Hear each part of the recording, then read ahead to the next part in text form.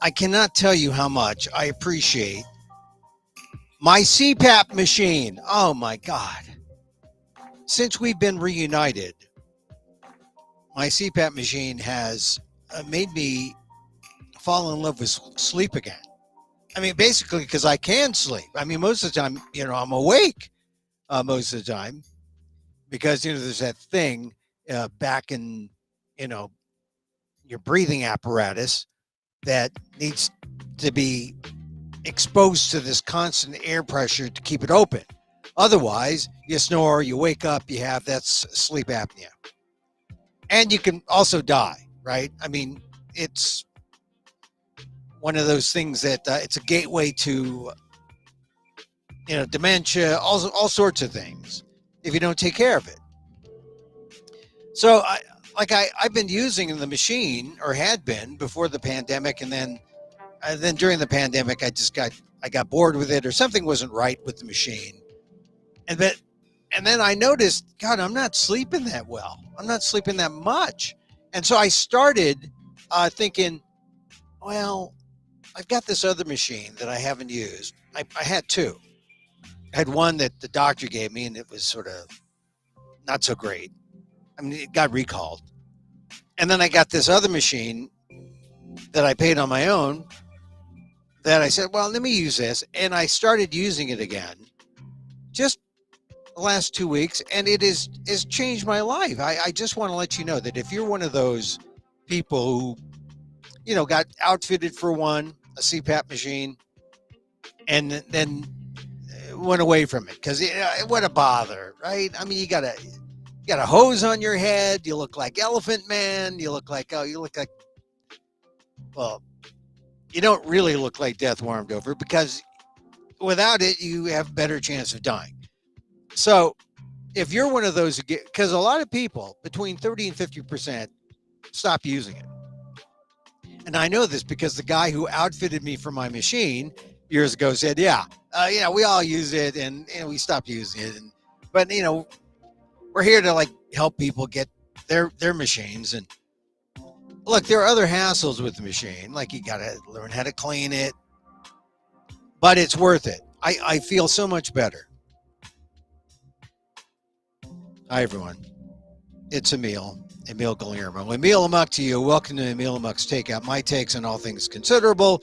We do this Monday through Friday at around 2:05 live. We do it live because that way we keep it more private. Because, I'm just talking to myself. Now, I mean, you could be here. If you're here live watching this, that's great. But if you're not, well, you don't have to be here. Actually, I've heard from some people say, I like listening to this show because it's like, the all-night radio shows. I know you record it during the day, but, I'll find it on YouTube at Emil Amok 1, or I'll find it on Twitter at Emil Amok, or I'll find it on Facebook at emilguillermo.media, or my name. And you just listen to them, right? The tapes are there. And it's almost like listening to the old all-night radio talk show hosts. Let's see, who are the guys that I liked? Ray Talafero was good. I liked Ray, and I met him a couple of times, and we have some common things in the past, like he worked at Cron when it was NBC, like I worked at Cron, and I worked at KSFO when he was at KGO, although he was like a Iron Man legend. And I thought, you think late night, midnight to 6. Well, midnight to 6 is a long time. And so he just went on 2 to 6, right? Because, Bernie Ward, the fallen line of the left, he was on 10 to 2 on KGO. And then there was Ray Talafero, 2 to 6. This is the old KGO. I mean, I don't even know what the new KGO is. They talk about gambling. But, those guys who were on late at night, and I had my stint late at night. I was on mid 10 to 1 on KSFO. The late night guy.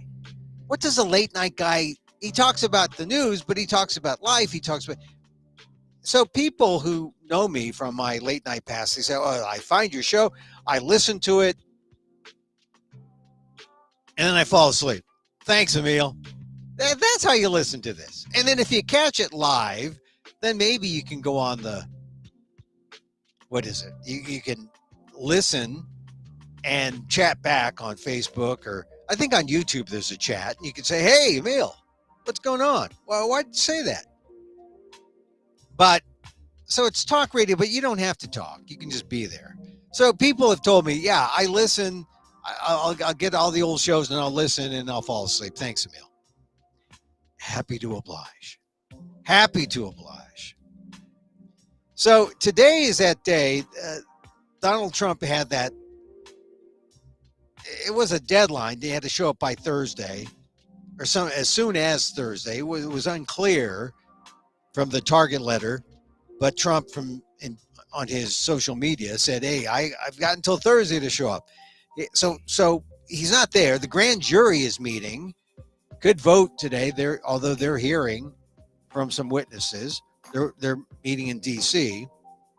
Trump I believe, is in New Jersey at his golf club at Bedminster, and so we're just waiting to see what the next move is on the part of Trump, or if the indictments will come out. Although a lot of people know, wow, Trump's going to get indicted, and of course, Trump's next move is got to raise money, got to raise funds. He's raised like over $1 million, and they've done studies showing, or they've gone over the records. Every time he gets indicted, every time something goes bad in the news, he just raises money. And so some people are actually saying, wouldn't it be better if we just stopped reporting on him, stopped talking about? Well, you got to talk about it.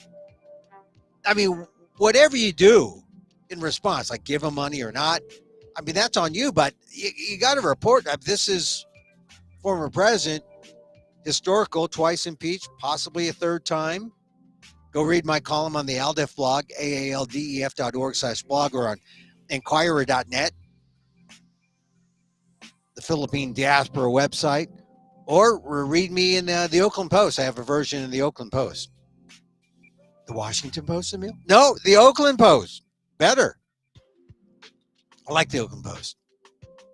In fact, former editor of the Oakland Post, a good friend of mine, Chauncey Bailey.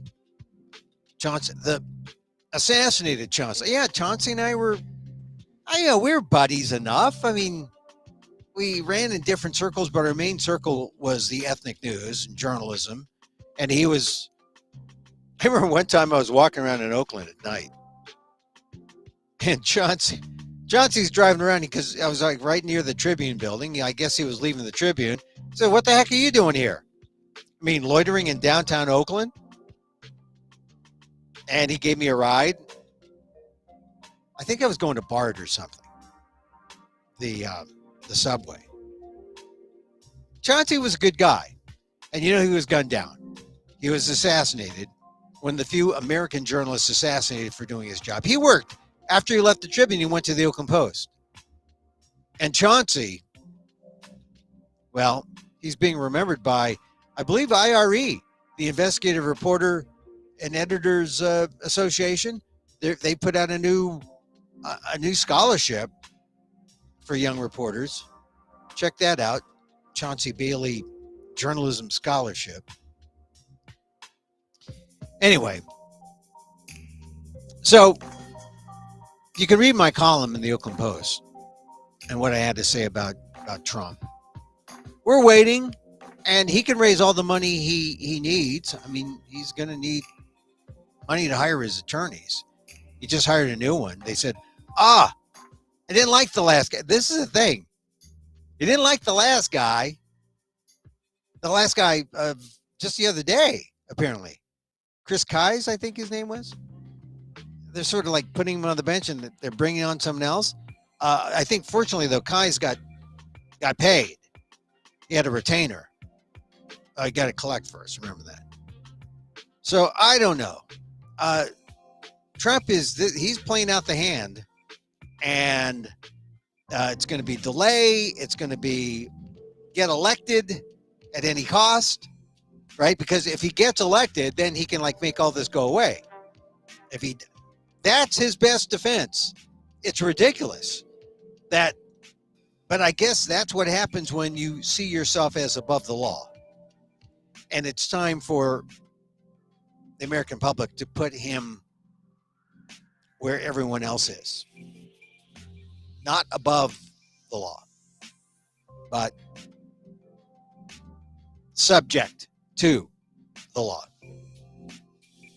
So still on Trump watch, the thing that has come up in the news is New York Times is reporting on Section 241 of the U.S. Code, Title 18, Section 241, which is a civil rights law.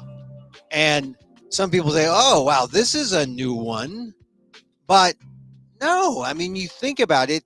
This is a crime against the people. This is a crime against the public.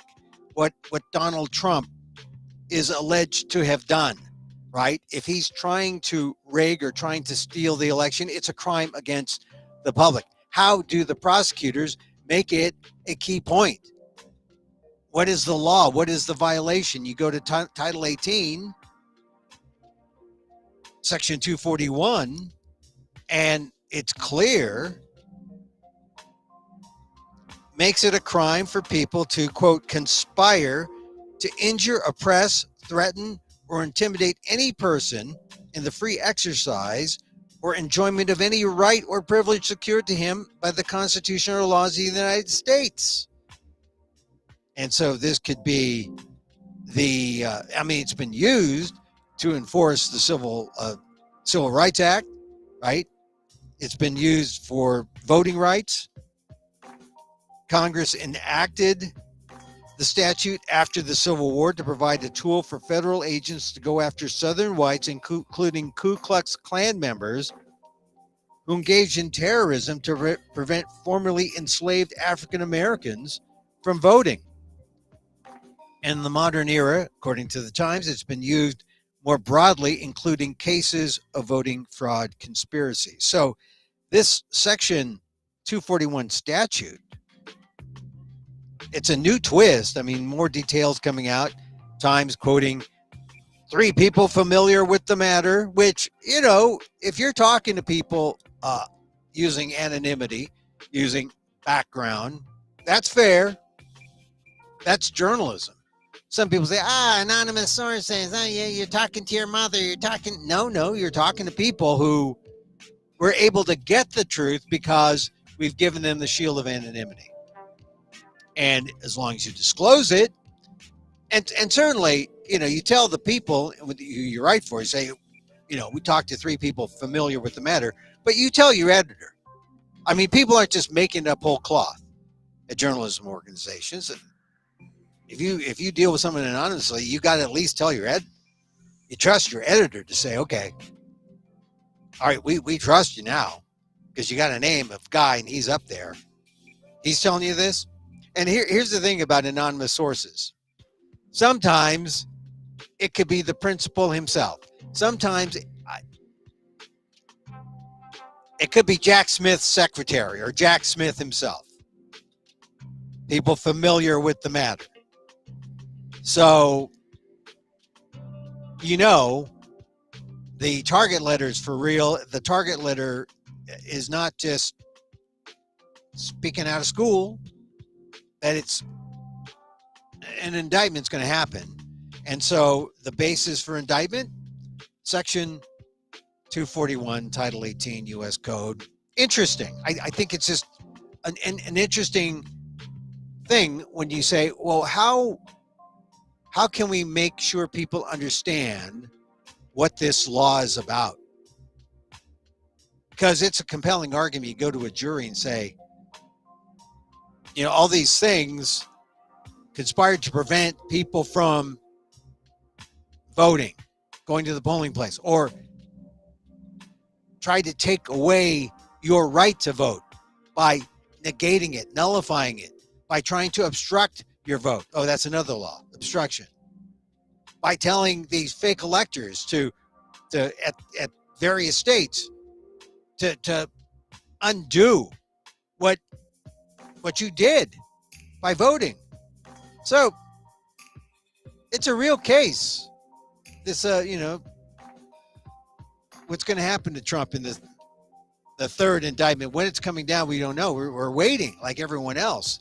But in the meantime, it gives us a chance to talk about it, a chance to learn more about Section 241 and the other aspects of the case that we'll just have to see how deep, how broad Jack Smith is going to go, because it's got a lot of stuff and it's a powerful case.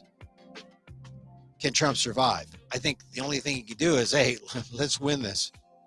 That's why he wants to delay until after the election for a trial, because if he has to go on trial as well as go on the campaign trail, I don't know.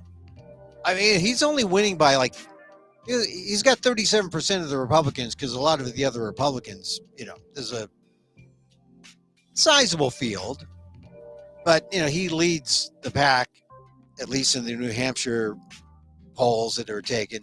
In national polls, he's up by a little more, among Republicans. But I don't know, how appealing is it to have a thrice indicted, twice impeached candidate for the Republican Party? Don't you at some point have to say, you sure you can find a Filipino who is better than this guy? I mean, honest to God. I mean, Trump. And then, like I said, I heard someone say, well, why don't we just not talk about Trump and just see how he fares? Well, the thing is, if we just do that, then we're just playing into the ignorance and being open to we got to report it. We got to report it. So all you people say, hey, come on, relax. No, we can't let up. Things are going well. It's the summertime anyway, and people aren't paying attention. Oh, by the way, it's hot out there. It's hot. I'm in my closet. It's hot here in my closet. Hot all over. I mean, the hottest day this could be the hottest month ever. So the thing is, people still want to deny the idea of climate change. Climate change is for real. And climate change is impacting all the little decisions you might have going forward. Like, where do you want to live? Want to live in a place that is going to be water? Want to live in a place that, could be subject to drought? Want to live in a place that, Phoenix and Scottsdale, Arizona seemed very attractive. Las Vegas. But if the temperatures are going to be at 110, 120, I got air conditioning. Okay, well, look at what the air conditioning is doing to our environment. And look at your energy bill. Oh, wasn't that covered by the HOA fee? Oh, I'm just saying. A lot of people can't move because, the rent's cheap, but that HOA fee. Imagine that. $2,000 in HOA fees? Anyway, talking about civil rights, Section 241. Ron DeSantis, who's running for governor, had that anti-woke measure, and now it's impacting how Black history is taught in schools. And now they just get the school board there just approved the way they teach African-American history, Black history in Florida. The stunner is you can't say something negative about anybody without making sure it's balanced. So white people may have been racist, but the blacks too, they may have been the victims, but in one instance, if they incited something with violence, then you have to mention that. Oh, blacks, this is sort of like the good people on both sides approach to Black history. Oh, whites enslaved blacks, but they were good too. That those holiday parties, for that they made sure that the blacks had decent decent accommodations at the holiday parties downstairs or wherever. It was in the house. They were out in the field. I mean, it's just ridiculous. The main thing that came out today was you can't say that slavery was bad if the slaves derived some kind of personal benefit from what they learned as slaves. Oh, we learned a lot about ag. We learned a lot about plant a seed, water the plants, pick them. Oh, these are things that we could do on our own as farmers for our personal benefit. Thank goodness, slavery. There's something positive about slavery. That's the way to teach Florida style African American history. You gotta balance it out, just like chemistry, valence. What you do on one side, you gotta do the other. Black's bad. Oh well, then blacks were good here. Or whites good. Well, their whites were bad here. And so you gotta balance it out. No, that is a way to teach ignorance, a way to teach a kind of namby-pamby African American history. How can you teach African American history and come out saying, slavery was good? Oh yeah, maybe if they paid the slaves a fair wage, then they wouldn't be slaves. And maybe if they allowed the slaves to go free, like if they wanted to, then it wouldn't be slavery. But it was slavery. And what about whips and chains? Well, the personal aspect of the whips and chains for the personal benefit of the slaves would be, oh, look at all those sadomasochist blacks. We just made their Friday nights more interesting. I don't know. Of course, the NAACP is just outraged about, how Black history is how it's being set up now. Even the Florida Education Association is speaking out against it. So, and there really is very little you can do because, it's set by the state. Teachers are subject to their rules. They could lose their jobs. I don't know. I think it would be time, if I were a teacher in Florida, to leave Florida.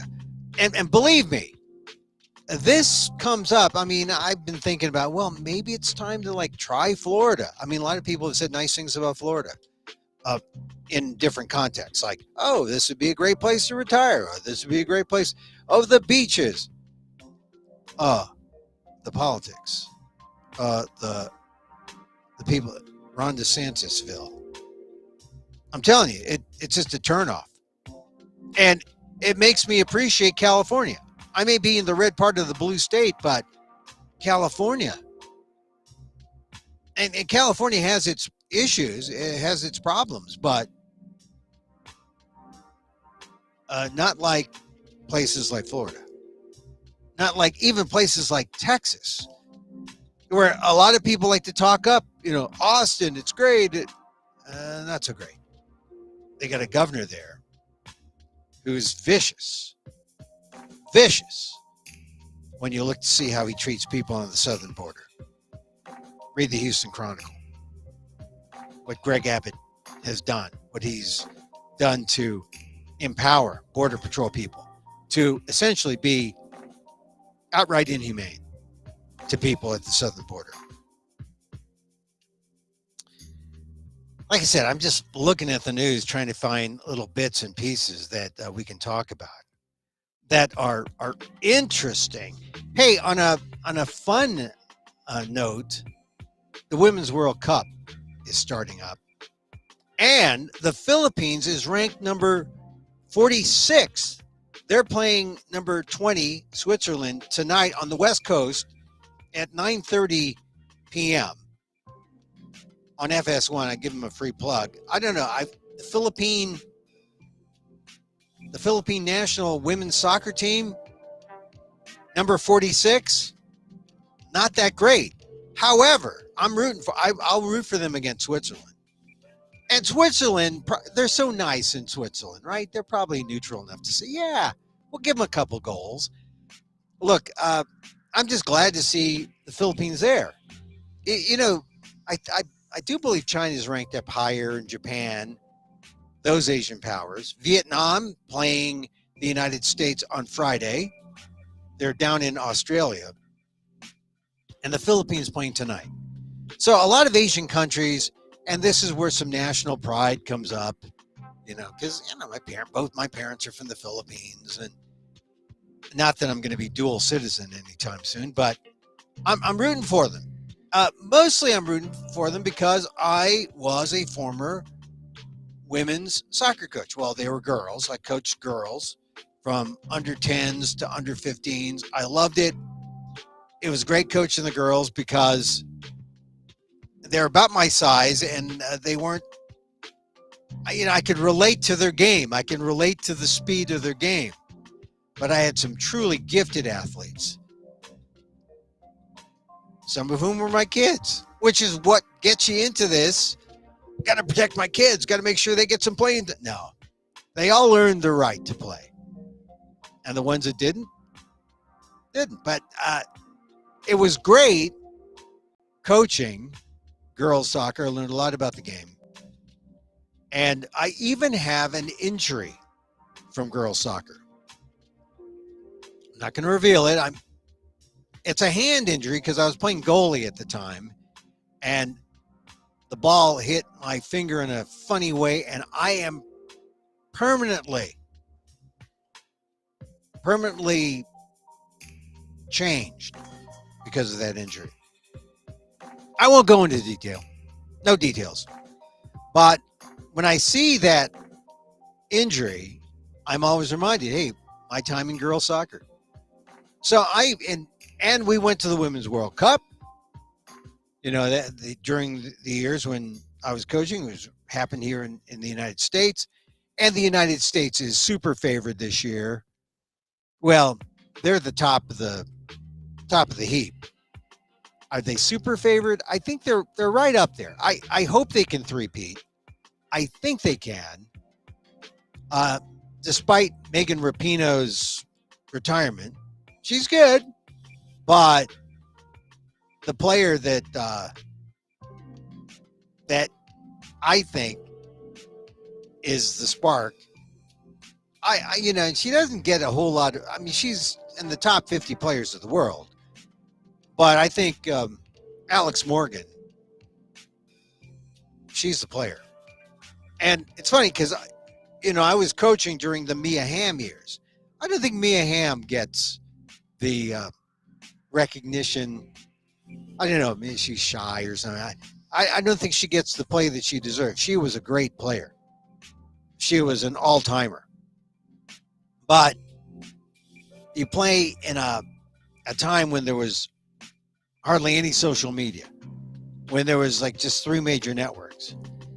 And your fame is somewhat, you're historical.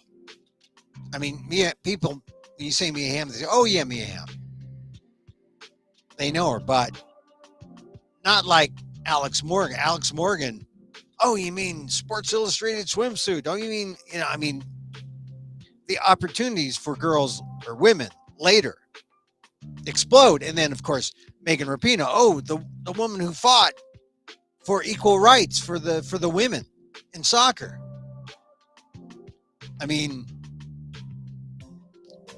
The definition of women's soccer is this generation here. And so there's Alex Morgan, there's Megan Rapinoe, but the woman I'm looking at, who's real spark plug, real difference maker also.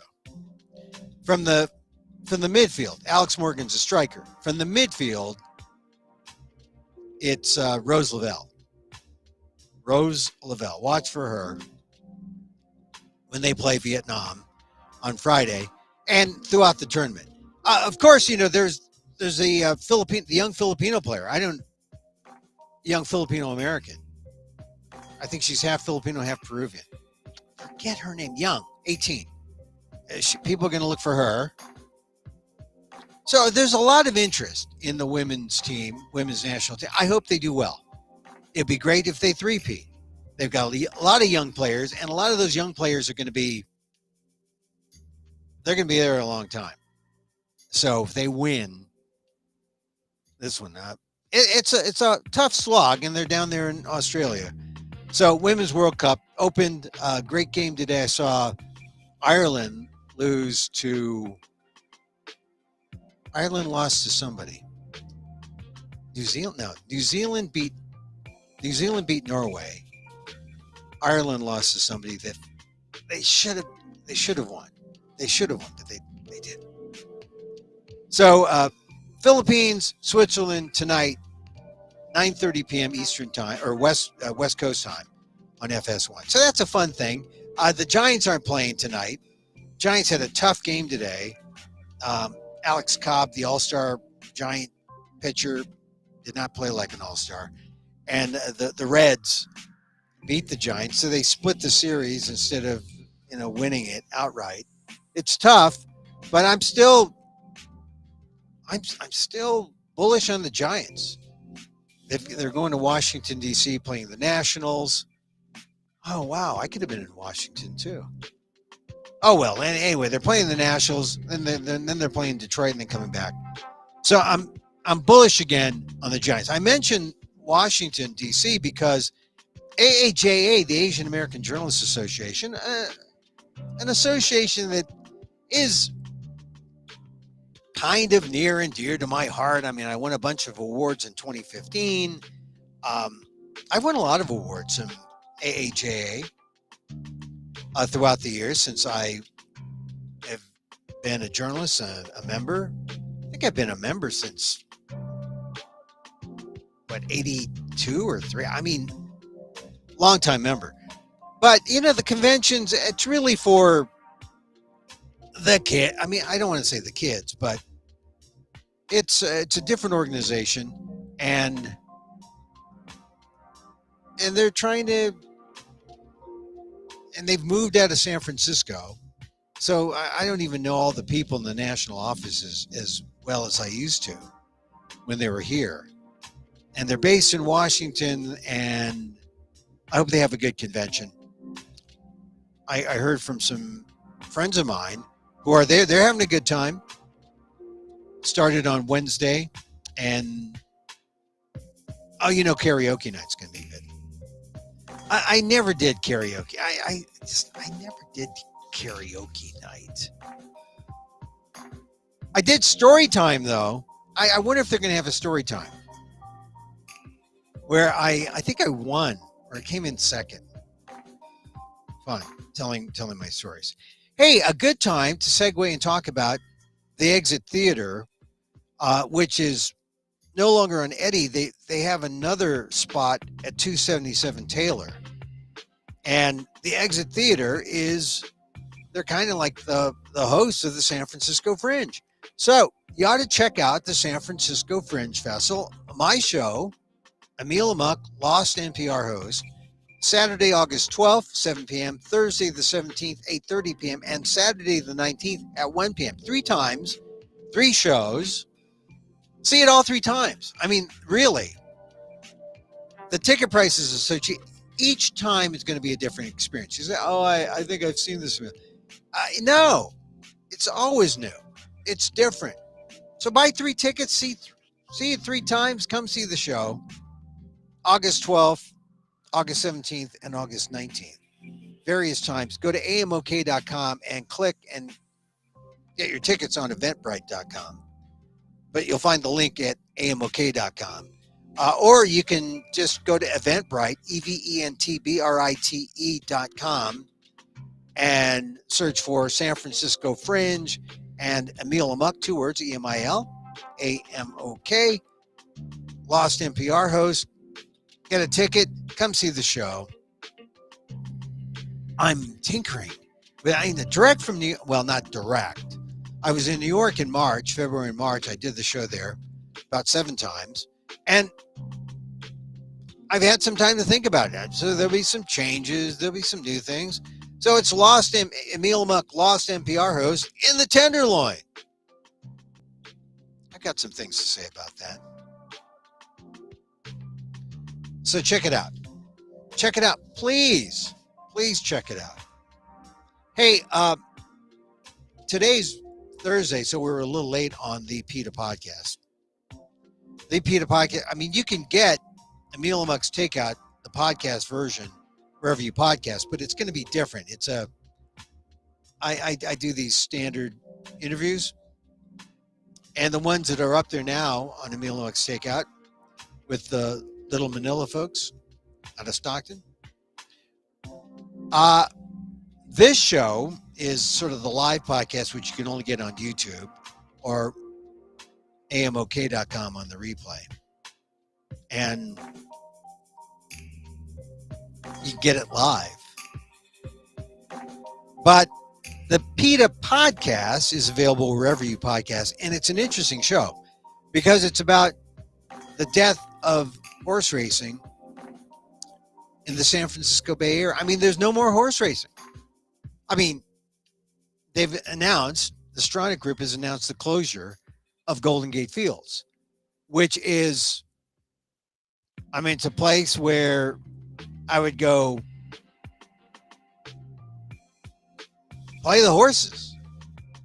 I mean, I will say this, that, you know, when I go on the PETA podcast and I talk about things like against horse racing, I do so like in the same way a drug addict will go and talk about, you know, why fentanyl and heroin and doing drugs are bad. I've been there. I know it. Some of my greatest scores, Golden Gate Fields, and some of my greatest losses. But I, sitting there in the turf club or sitting in the grandstand, no, do I love Golden Gate Fields? I was there. I mean, I don't know if I'd call it love, but it saddens me that they're closing in some ways. But I know that it had to be done because the racing was bad. The horses were getting hurt. There are not enough horses in California to field the races in Southern California. And so the Stronach Group said, well, we'll take our horses from the north and bring them down south. And there it is. We're going to consolidate. It's a business move, but it's a business move that's good for the horses. Because number one, it consolidates racing, but it also shrinks it. One step closer to getting rid of it for good everywhere. Because as I've learned, horse racing is not a good thing. It's not, I mean, it would be a good thing if the sportsmen, they call them sportsmen, if they said, okay, we're going to make sure that we're not going to race horses who shouldn't run. They don't do that. It'd be good if we don't make sure that, you know, medications, drugs are applied to horses who don't need it, but it's only used to mask the pain and mask other drugs that make horses run faster. You see, they could police them so they don't. The rules are more stringent, not as stringent as they could be, but the fact is, it would be better if there was no horse racing, period. It's anachronistic. It's as anachronistic as seeing a horse on Highway 101.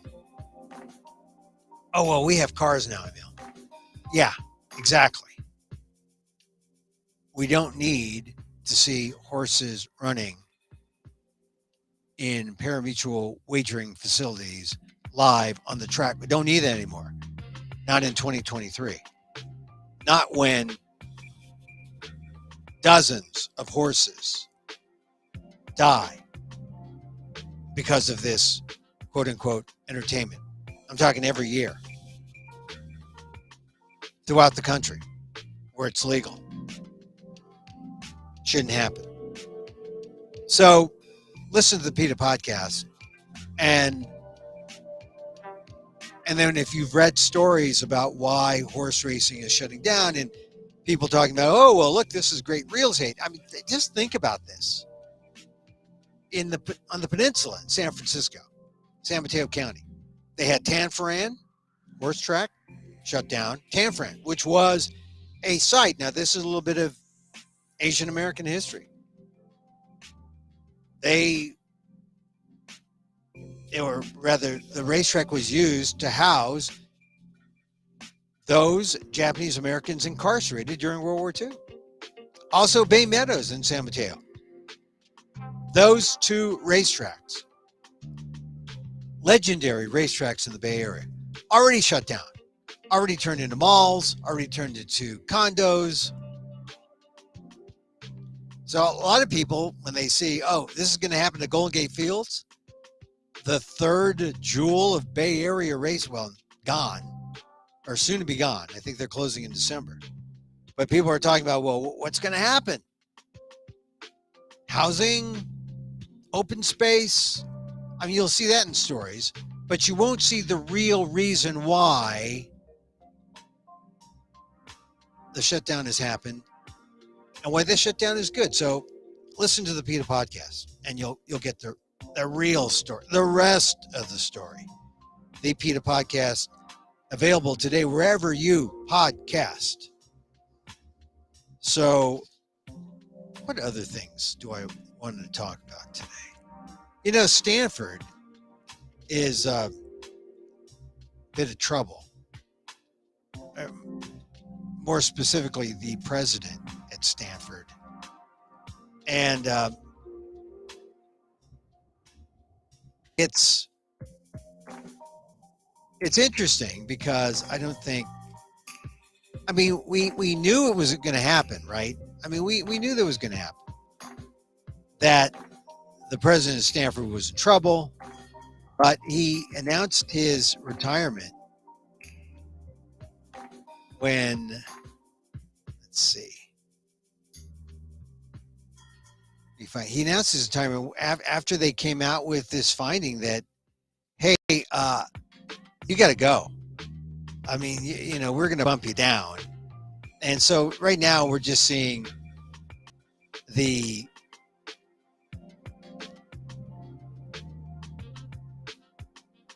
we're seeing the fig leaf, essentially, right? How to apply the fig leaf to the situation at Stanford, where the president is forced to resign after it's found that his research less than stellar, embarrassing, in fact, and leave it to the, you call them kids? I mean, leave it to the student newspaper for busting the story wide open, right? Involving the president. So I'm trying to find the story here.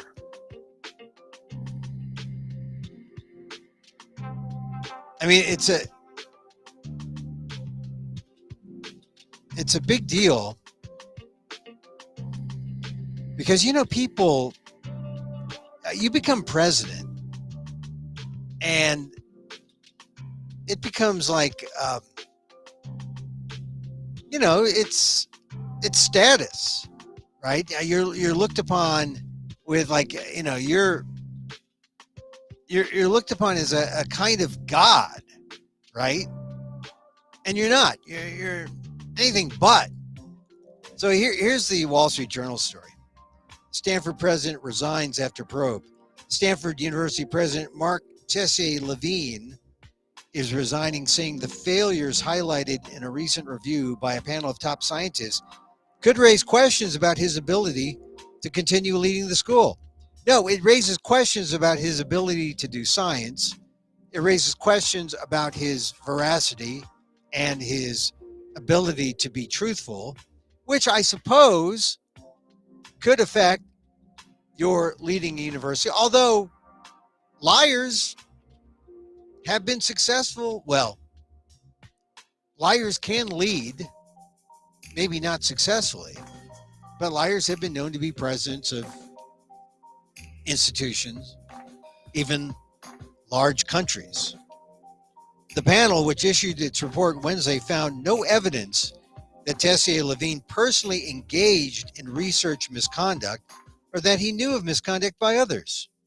So that's well, on this hand that, but on the other hand this, But determined that data were manipulated in some published scientific papers on which he was a main contributor.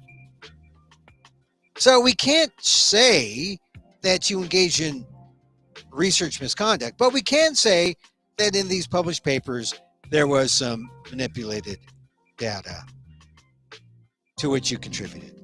The group also said he failed to decisively correct mistakes in published papers as they were uncovered and had lapses in oversight of his labs at multiple institutions. Oh, well, that's a leadership issue. Can you be the president and be Mr. Delegation and not pay attention to what's going on in all the different places? I mean, it doesn't sound like your presidential material. Stanford launched an investigation into Tessier-Lavigne late last fall after the student newspaper published an article alleging that images were altered in at least 4 research papers to which he contributed.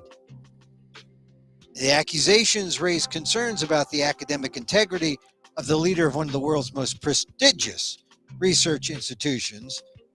Tessier-Lavigne, a neuroscientist, has conducted research focused on degenerative brain diseases and therapies for spinal cord injuries.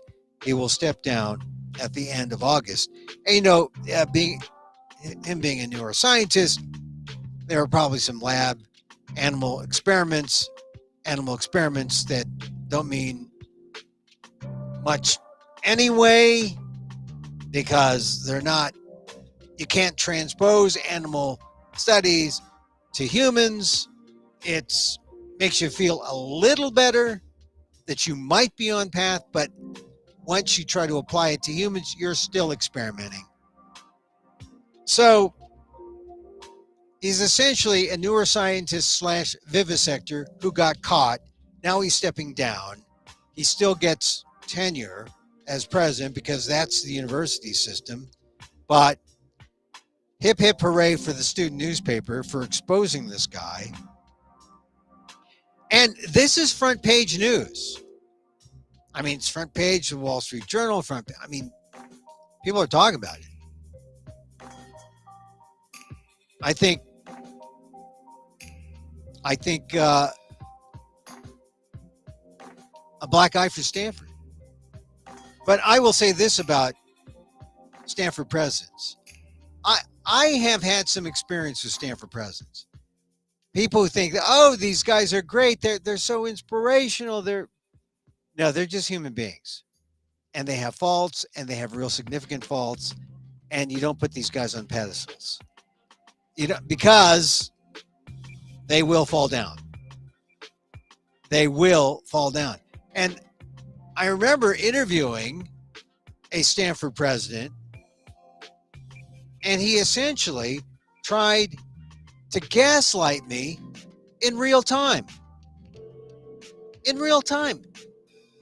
I'm asking him a question. He said something, and he tried to gaslight me, and then he tried to bully me. So, look, I respect. I respect the chief executives of these institutions of higher learning, but I don't turn you into a god. I don't think your fecal matter don't stink. I mean, I don't make you into something you're not. I know you're human. I know you're fallible, and I know that you are capable of doing some onerous things.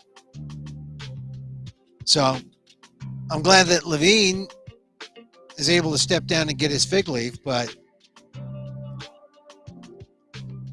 They didn't find him, guilty of doing bad science. Actually, how is this worded here?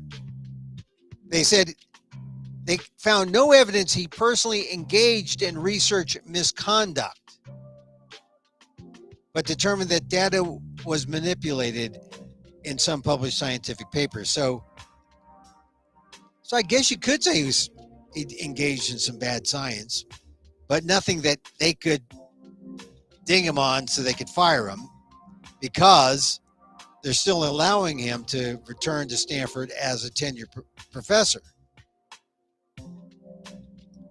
White privilege. You can fall up at Stanford.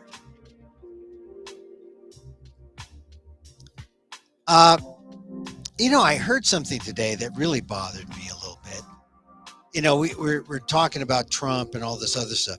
Meanwhile, in Congress, Tommy Tuberville is holding up a bunch of military appointments, including the top commandant of the Marine Corps, because Tommy Tuberville doesn't like a provision that allows for the military to pay for a woman to drive out of state or a long distance for an abortion.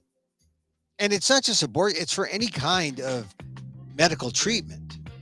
But Tommy Tuberville, because of that one issue on abortion, has tied up something like several hundred top appointees, including the top ranking officer in the Marines. And there was Tammy Duckworth, one of my favorite Asian American senators, who's also in the Armed Forces Committee, saying, hey, we've offered all these compromises. We've offered to put it up to a floor vote. We've offered, a number of Tuberville says, no, you got to get that out. I mean, this is his grandstanding thing. Tommy Tuberville, the former Alabama football coach, now senator. I mean, I just think this is the kind of grandstanding that I think we learned from Trump. This is, things that you never. This hasn't been done in 100 years. They usually, in a bipartisan way, just pass all these military appointments. They haven't had a lack of a Marine commandant in 100 years. So how does it go from bipartisan to partisan? It's the rotten politics that was brought on by Donald Trump. Trumpism. That's what it is. Hey, we're going to hold it up. Now, wouldn't it be nice if some liberals adopted it for their cause? Now, see, it's better to work together. Better to work together. Let's see what else. I talked about the Stanford president. I talked about. I think by golly, we got most of the stuff we wanted to talk about today. Except, raise your hand if you took physics. Did you take physics in high school or in college? I did not take physics. I was scared of physics. But now I will say I'm willing to stand up to the proton now. What are you? So little, you proton. You're smaller than the atom. I'm not scared of you. I was scared of math. But I'm not scared of you, proton. Not anymore. I've just been reading about the proton. It's fascinating. And I know that, I was busy taking other classes, other requirements. I wanted to take physics for poets because that's my kind of class. I'll take physics as long as we can read about it. We can look through a microscope. We can look at pictures. I don't want to do any equations. I just want to know that, there's a proton there, because there's an atom, and inside the atom, there are protons. And then within the proton, and now here's an opening sentence from this article I'm reading. It's beautiful. It just describes how when you understand atomic stuff, it's just fascinating. It's like you can't look at something and say, I wonder what the protons in her look like. I mean, really, deep in the heart of every atom lurk protons, tiny particles from which the chemical elements were forged. First in the searing heat of the Big Bang, and then in the nuclear furnaces of stars. Just that idea, the Big Bang Theory, and out comes all these gases and particles. The number of protons in an atom determines whether it's hydrogen, carbon, oxygen, or uranium. They make up more than 86% of the visible matter in the universe by mass. Wow, 86. That's it. Hydrogen, carbon, oxygen, uranium, and they are fundamental to our existence, and yet we don't understand them. We don't see. We trust on faith. Before there were telescopes, right? We just trust. Oh, there's an atom in there. There are atoms, and there are protons, and there are subnuclear parts there. We just do it on faith because we can't see with the human eye. But that alone is kind of a brilliant metaphor, which is why, physics is such a source for metaphor. I don't see it, but I trust it. I have faith it's there. I know it's there. And you think about the protons. My God, what's smaller than a proton? I've heard this term, but I didn't know that. Well, there's a proton, and it's made of 3 quarks. 2 up quarks, a quark. Quarks. Noah's quark, Emil? No. Quentin's quark? No. 2 up quarks and 1 down quark. And they're locked together by like a nuclear force that bonds the atomic nuclei. And so quarks. And then the reason why you have all these colliders, because you got to smash the atoms, these atom smashers, right? To get down to the particle, to get down to the proton. Now that's just fascinating stuff. I don't have to be a physicist. I don't have to put on a white coat, but just to understand some of that basic physics, atomic, nuclear physics, I just find fascinating. Is it just me? As long as I don't have to do the math, I'm fine. I'm down with it. I just don't want to do the math. Emil, they have calculators for that. Yeah, I know. Or if I was smart enough, I'd have my girlfriend do it or something. I didn't have girlfriends in college. All right, we're going to finish up. On Thursdays, I like to talk about this. I like James Clear. He does a lot of stuff about life. He's kind of like a life coach. He puts out this thing called 321. 3 ideas, 2 quotes from others, and 1 question. And it's worth doing, I think, just to open up the nuclei, atom smash, see what you're made of, So here's 3 ideas from James Clear. Most of the time, you don't need more information. You need more courage. Oh, wow. What's that, Emil? Yeah, I don't need information, facts, story. I just need to be able to tell the information and the facts that I know already. I need the courage to put them out there in a way that expresses how I feel and in a narrative that will make people understand. You don't need more information. You need more courage. Here's the second idea from James Clear. Avoiding mistakes is an underrated way to improve. It's easier Well, just think of it. Avoiding mistakes is an underrated way to improve. Yeah, I'm just going to try to be perfect in the way I can, but not in that kind of crazy neurotic perfectionism. I'm just going to try to avoid mistakes in a very simple thing. And that way I will know, hey, I can do it, I can improve, I can be better. And then I take big steps or little steps. No, I take big steps by improving on this little step by step basis. Avoiding mistakes in these little things give me improvement in big things. Therefore, avoiding mistakes is an underrated way to improve. Clear says it's easier to fend off a bad day than to achieve a perfect day.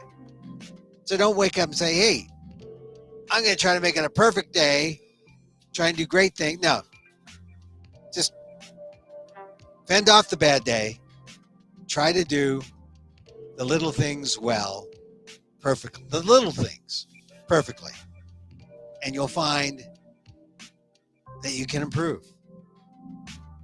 Rather than do your best, avoid your worst. Avoid mistakes in the little things. Here's idea 3. Being good at what you do is partially about competence, but not exclusively. 2 other things matter. Okay, think about that. Being good at what you do, sort of about competence. But here are the other things that matter. You got to be competent, but you got to be reliable. You do what you say you're going to do on time and as expected. You're enthusiastic. You're excited to be there, eager to work on anything. So you got reliability, enthusiasm, and competence. Now you say, oh, come on, skill has to matter.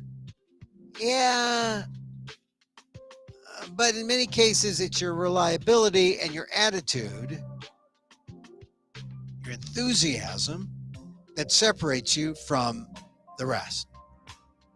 If you have job seekers and one guy's really good, one gal, girl, guy, so good, but they're not reliable. They're kind of aloof. Or they're not really enthusiastic because they think they're smarter. I'm smarter than my boss. Well, you're not hiring that guy. No matter how skillful he is, he's not skillful in the 2 things that make a difference. I'm going to be there no matter what. I am enthusiastic no matter what. Oh, you're hired. 2 quotes from others. Now, this is interesting. This is from Hunter S. Thompson on designing your life. Be aware of looking for goals. Look for a way of life. Sort of like a Buddhistic thing. Don't strive. Look for a way of life. Decide how you want to live and then see what you can do to make a living within that way of life. I want to live this way in a small town, and I can make a living within that and not have to worry about living in New York City and being a corporate this or that. And I don't need a corporate this or that. I'm just me. I eat my beans and rice. I talk on the internet. I'm happy. Way of life. Is that what Hunter Thompson meant? Beware of looking for goals. Look for a way of life. Decide how you want to live, and then see what you can do to make a living within that way of life. As Hunter Thompson might have thought, well, within the way of LSD and I only talked to him once in my career. By the time I talked to him, he was a strange specimen, let's say. But we talked. He would only communicate by fax, though. Send faxes to me.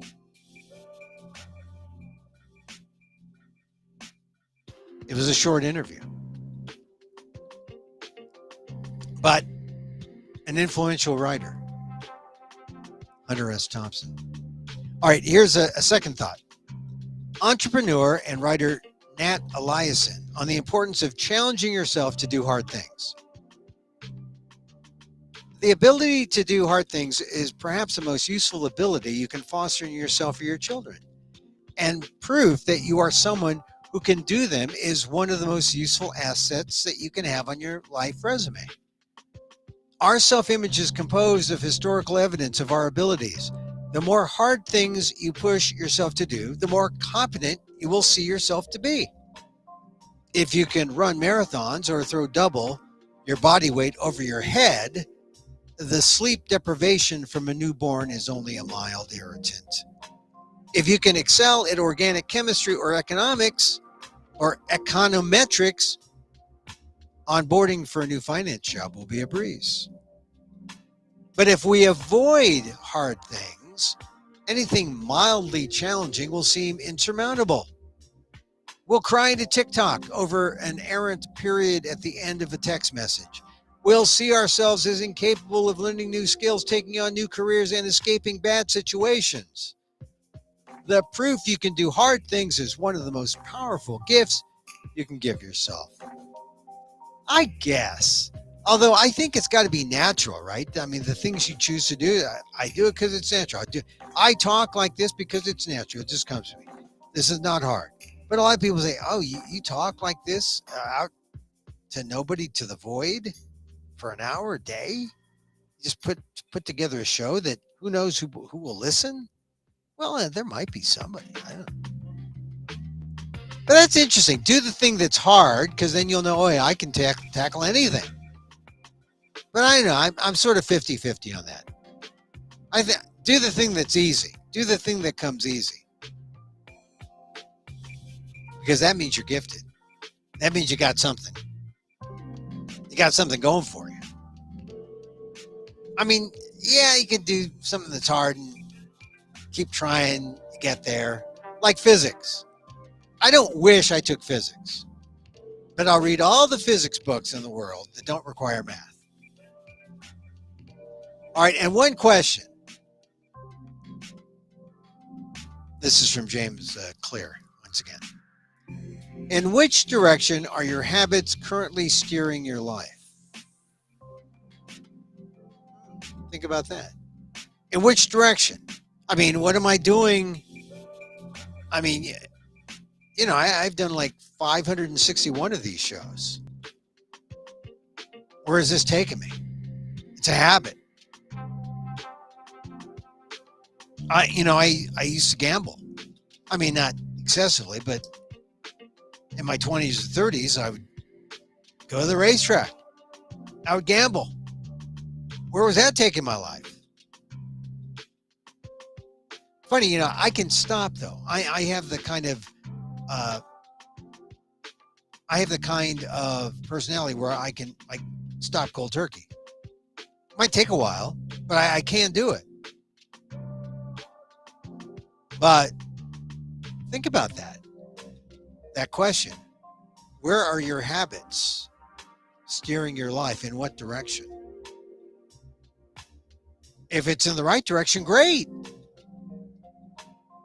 If it's in the wrong direction, what do you do then? Where do you go?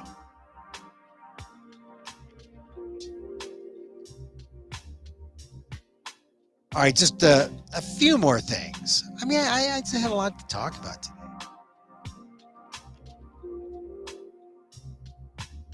Oh, here. This was top news on Axios. TV scrambles for unscripted shows. Oh, you mean like Emil and Amok's Takeout? I mean, they're worried that they're not going to have any shows. They're looking for reality shows and game shows.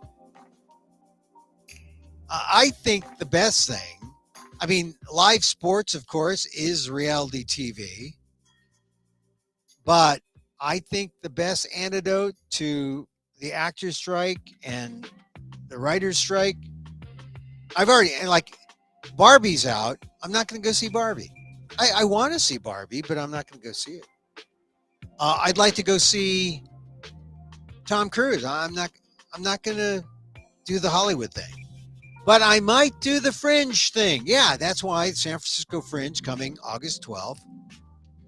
Saturday, August 12th, my show, 7 p.m. Emil Amok, Lost NPR host. Also playing Thursday the 17th, 8:30 p.m. Saturday the 19th at 1 p.m. Go to amok.com, get tickets. Also go find tickets at Eventbrite, EVENTBRITE. Find out all the other shows that are playing. There's like 30 shows. It's a great show. People are contacting us. So old friends of mine are in at the Fringe. It's going to be fun. And it's I don't say it's anti-Hollywood, but it's not Writers Guild. It's not Hollywood centric. And even the Hollywood Fringe. I have some friends down there at the Hollywood Fringe. I mean, that's an anti-Hollywood type of entertainment. You know, it's not beholden to the unions, or not beholden to the studios. You can respect the unions. It's pure expression. All fringes are, right?